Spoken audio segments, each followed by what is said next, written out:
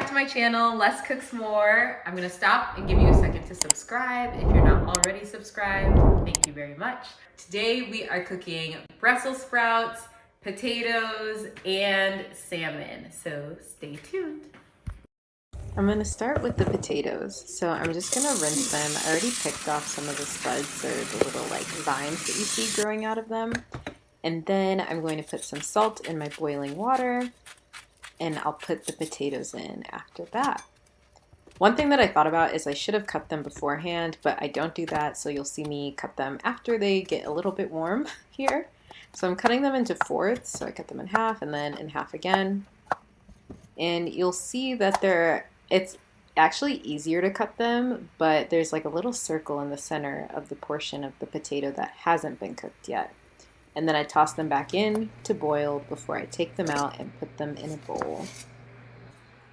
So now I'm going to chop up an onion because I want to use that to help give some flavor to my potatoes. I'm not the best at doing this, but I learned some really cool things about onions and enzymes the other day that I will not talk about right now. But yeah, I'm putting olive oil on the potatoes, tossing them just so it's easier to coat them with the seasoning. And next I'm going to put in some black pepper.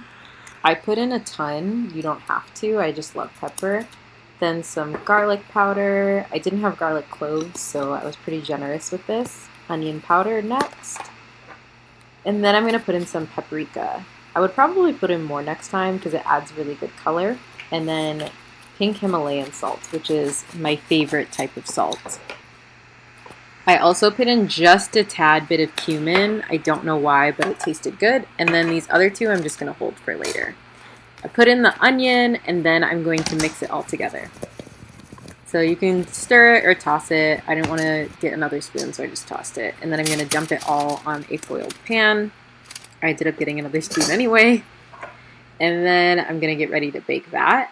But first, I'm going to get salmon. This is pre-seasoned salmon that I just let marinate. I didn't have time to make my own, so I just used this, and I'm just going to bake it with the potatoes. Now I'm going to put Brussels sprouts in the same water that I boiled the potatoes in because we are being sustainable. And then I'm going to drain those, and then I'm going to get ready to season the Brussels sprouts. So I add some olive oil to that. Get it coated. Then I'm going to season these with salt, same pink Himalayan salt, garlic powder, same one, and then some soy sauce, low sodium because that's how we like it. We already have salt in there. And then some local honey. I really like raw honey, and then lemon. It's going to cut some of the bitterness a little bit, even though lemons are slightly bitter, but they're more sour than bitter, I think.